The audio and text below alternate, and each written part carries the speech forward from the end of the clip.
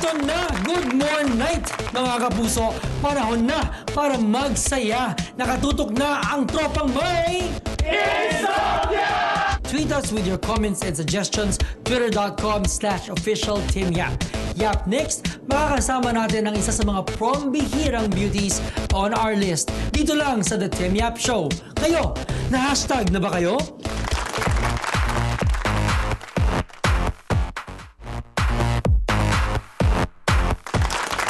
Welcome back to the Tim Yap Show. Eto naman, tonight's guest dreamed big.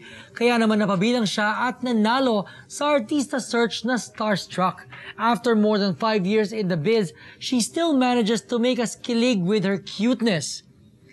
Kasama ko tonight, ang pretty and petite, walang iba, kundi si Chris Bernal.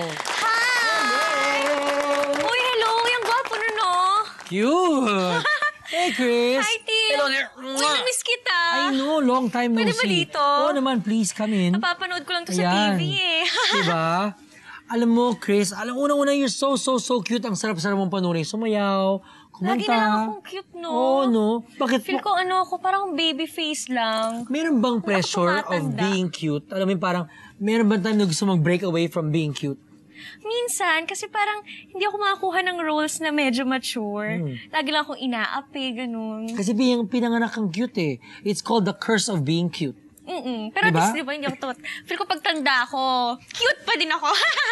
Oh, talaga naman, di ba? Hindi ba? Ito, we joke heard lang. that when you were in Gensan, ito naman, medyo naman yan? nakakatakot naman daw to. Kasi meron daw earthquake sa Gensan, tapos nandun ka daw, at kwento mo naman kami about that nakakatakot na experience. Kasi naman, natutulog ako.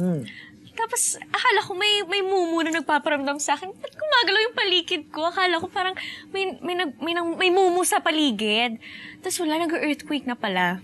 Oo. Ang lakas, be. As in, siguro sa buong buhay ko, yun yung pinakamalakas na earthquake na experience ko. Tapos, wala namang casualties. May okay naman Wala pagkatapos. naman, pero nakakapanik. Hindi ko alam kung lalabas ba ako ng kwarto o sa higaan ba, sa ilalim ba ako ng higaan, sa table, yung gano'n, nakakapanik siya. Kasi Yung ang tagal. Todo yanig, gano'n. Todo. At saka yung TV gumagalaw na parang yung lampara namin parang mahuhulog na siya.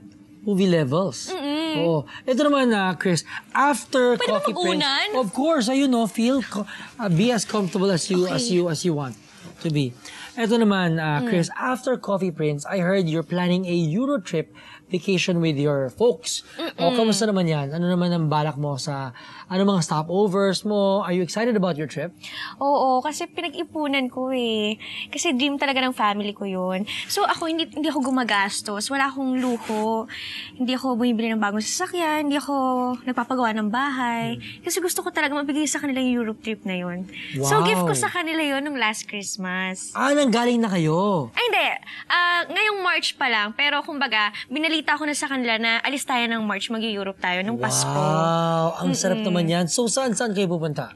Sa Italy, sa France, sa Germany, sa Spain. Wow. Na-excite ako. Alam mo, Feel ko iyak ako. I'm sure excited din yung mga Pinoys na nanonood sa atin sa GMA Live TV na makita ka in all over those cities sa Europe. Alam mo, napaganda kasi marami ka matututunan about yourself, about history. It's gonna be like a, life-changing moment also for you and your Sana nga madami folks. ako mamit na Pinoy dun eh. Oo, Kaya ako i-tour. Kaya diba? kayo, kung nakita niyo si Chris Bernal doon, i-tour ninyo si Chris in your Yes. respective cities all over the world, di ba? Pagkatapos naman yan, pagbalik mo from your Europe trip, ano yun? Balik trabaho ka agad or what are your plans? Oo, hindi. Pero kasi yung soap na gagawin ko by September pa. So matagal-tagal pa. So makakapagpahinga pa ako. Pero ngayon kasi, di ba after Coffee Prince, parang mga 4 months na ako walang ginagawa eh. So ngayon, nag-voice lessons ako. Yung mga workshop, dadance ako para mapagpatuloy ko pa, di ba? Para ma-improve ko yung sarili ko. Hindi lang yung nagpapahinga lang ako, yung tutulog lang ako, yung walang kwenta. Ikaw hindi mo type magpahinga, no? Oo, gusto ko na may natututunan ako lagi. May bago sa akin lagi. Gusto ko ganun. Actually, that's the right attitude to have. Diba? Ito pa, meron ka naman daw pinost. Sabi mo, to quote, sabi mo, I've never felt so loved before. I've never felt so loved like this. Totoo bang kakaiba ang love ni Carl? Kay Carl talaga? Sa kanya ba yun? Or kung sino man. Sino mo, kanino mo na feel yung love na yon? Siguro sa lahat. Uy, ito naman. Ay, oh. safe! Safe. Hindi, O yung pwede love, sa basta lahat. love niya. Love niya, kung sino man. Ano yun? Hindi, siguro... Are you really, I can see in your eyes na you're in love. Talaga? Hindi ako in love Hindi, pero siguro, kaya ako pinost yun kasi wala lang, feel ko lang importante ako dun sa isang taong yun. Feel ko parang special ko, feel ko, ano pang meron sa akin? Ba't ganyan ka? Yung gano'n. So parang feel ko lang very loved ako nung taong yun. Okay, so, there's, tama nga naman, there's a difference between love in love and you feeling special. I mean, meron yung stages, tama naman. Diba? Okay, ito. Nakalimutan na ba niya si Aljur Abrenica? Kamusta naman ang past? Diba? Medyo maungkat naman natin. Kamusta naman? Pass, baka may ako. Hindi, joke lang. Yun na nga, kuwari sa past, si Aljur, tapos now, he's involved with, another person, and then you're feeling special, because of another person. Ano naman mo dyan? Anong nararamdaman mo sa pag-move on ninyo? Kasi dati parang mga bata lang kami ni Aljur na yung sobrang focus kami sa work, yung wala talaga kaming time sa love life, sa ibang tao. So parang feel ko siguro ngayon yung time na parang naging open kami sa mga katrabaho namin. Kasi dati talagang trabaho lang. So yun, siguro, yun nga, may namimit kaming bagong tao, ganun. Yun. At saka, nakakatuwa dahil yung mga fans din namin ni Aljur, tanggap na rin nila, kumbaga. Like, tanggap nila yung isa, kung sinong gusto ng isa, ganun. Yes. Yung hindi na sila nag-aaway-away or hindi sila nagagalit sa amin na, ba't iba yung partner mo, ganun. Why did it matter to you one time na parang, oh my God, baka ayaw ng fans? Baka... Siyempre kasi, di ba, inalagaan ko yung, pinaghirapan ko ba yung trabaho ko, pinaghirapan ko to abutin, tapos parang, syempre, gusto ko i-keep yung fans ko, kasi yun naman yung, talaga, kaya ako nandito dahil sa kanila eh. Ayoko silang mawala, kaya talagang kung pwedeng hindi mag-boyfriend, sige, hindi na lang mag-boyfriend. Wow, you sacrifice that. You're really that close to your fans. Talagang alam ko na that you communicate with them sa Twitter, magkikipagkita ka sa kanila. Oo. Gano'n ka-importante sa'yo talaga yung relationship mo with your fans? Sobra, parang feel ko utang na loob ko sa kanila yung career ko. Pag may naririnig akong hindi maganda na nagawa ko or parang may negative akong narinig about me, sila yung nandyan para sa akin. Sila yung nagsasalita para sa akin. Syempre, minsan, bilang artista tayo, hindi tayo pwedeng sumagot, gano'n. Pero sila talaga yung pagtatanggol ako. Wow. Kaya in return, dahil dun sa ginagawa nila sa akin, yun, gagawin ko rin yung trabaho ko para sa kanila. Ang galing naman, no? Sila, be. You know, you're really living your life talaga, no? Not just for yourself, but you're living it also for other people. Diba? Okay, ito, more of the things that Chris Bernal has learned, is learning, and will be learning when the Tim Yap Show returns.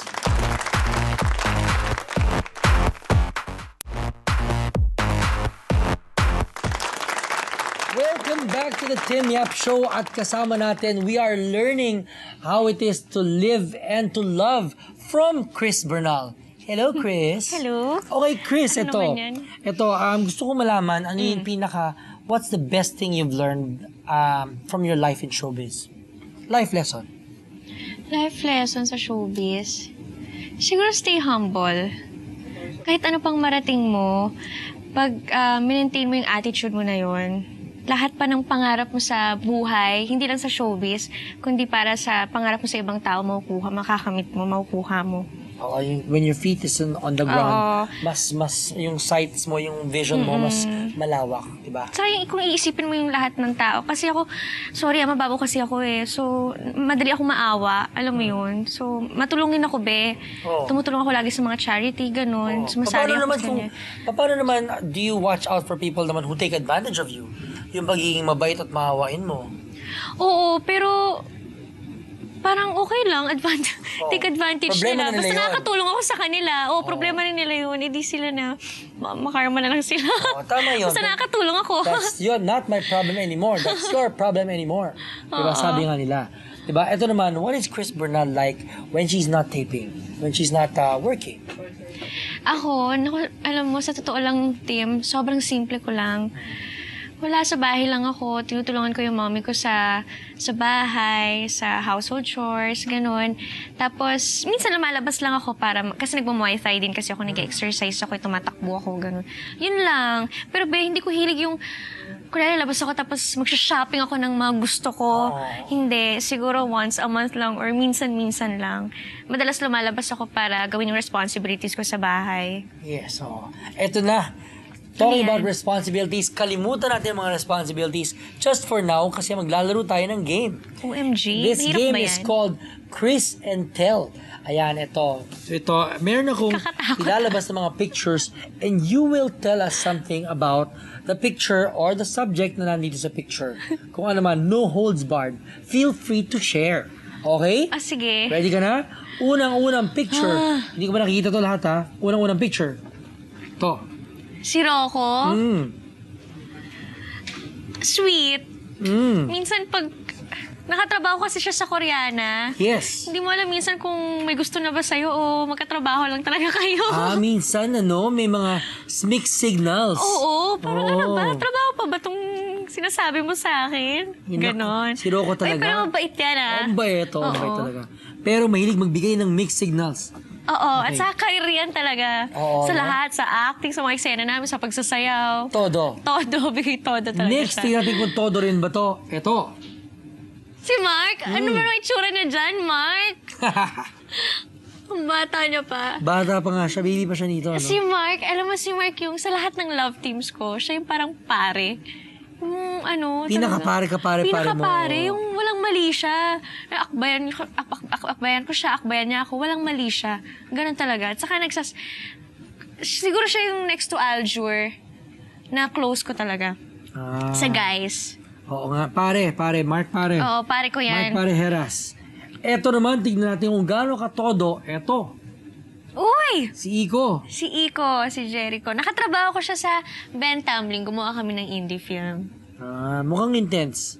Oo, mabait siya. Oo. At saka, trato niya talaga sa leading ladies niya. Alaga talaga. Napaka-gentleman. Alam mo, kahit naman sinong makakasama ka, parang gusto ka naman talaga maalagaan eh. You're Ba't kaya? Oo, kasi cute. Kasama yan sa blessings naman of being cute. Eto naman. Si Aljur! Oo. Nahawak-hawak ang kanyang hotdog. Oo. Si Aljur, best friend, kapatid, love team, lover, lahat na. Ay, ayun na. O, di ba? Sa kanya na. Asa siguro, ewan ko, pinakamalapit na lalaki sa buhay ko.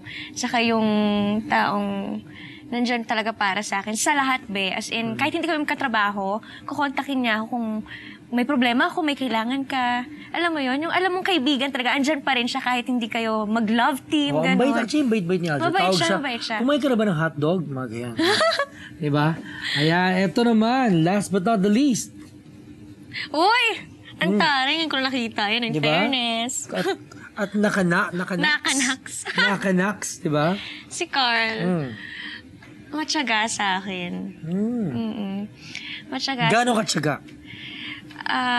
Kasi, sobra kasi yung schedule, di ba? Ang hirap ng schedule. Pero siya talaga yung, sa gusto kanyang makita araw-araw, hihintayin ka na sa parking ng ilang oras, hihintayin ka na sa trabaho mo ng ilang oras, susundo hatid niya yung kapatid ko na kailangan ng ganyan. Nanay ko na kailangan, yung gano'n, talagang Wow, hindi lang todo, sa akin, oo. sa lahat talaga, na hindi ko alam, ano bang gagawin ko? Paano yun? Paano ko isusuklian? Yung gano'n, nahihiya ako. Alam mo ba, na nandito si Carl. Ay, wala. Wala. Alam ko na, wala. Oh, wow, talagang sobrang sweet. Anong response mo sa ganyang klaseng pagka-career, pagka-effort na to make you feel extra special?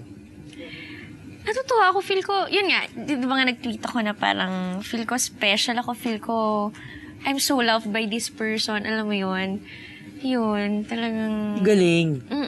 Pero hindi siya humihingi ng kahit anong, hindi niya sinasabing, sagutin mo na ako, ano mo na ako, hinihintay ko na lang, yung oo mo, gano'n. Hindi siya nagmamadali. Talagang hintay siya. Kung wala siya makukuha sa akin. Yung Wow. gano'n. Saka pag wala akong oras, intindi niya lahat sa trabaho ko. Selfless. Grabe, wala ang akong advice ko masabi sa'yo, sa kanya. Ang bait niya. Very Sorry good. ah. Ano, tama yan. Alam mo, pahirapan mo pa ako kaya. Oo, mabait talaga Tagalin mo siya. pa. Okay, dahil dyan, thank you May so award much. ako? Charot. Meron kang award. Ito, thank you so much. You're so Ay, sweet. thank you, Something sweet for you, Chris. Wow, naku, tamis-tamis ko na nga. Ayan. Ang tamis-tamis mo nga talaga. Alam mo, pagkausap ko, nakakakilig kang kausapin. Kasi iba yung twinkle sa mata mo. Talaga? Parang ang saya-saya. Oo, alam mo, Thank parang you, ah. when I look at you, it's like good vibes lang palagi. Dahil Oo, dapat laging good vibes para laging good night. Ayan, kasama natin si Chris Bernal dito sa The Tim Yap Show. Good night! Good night!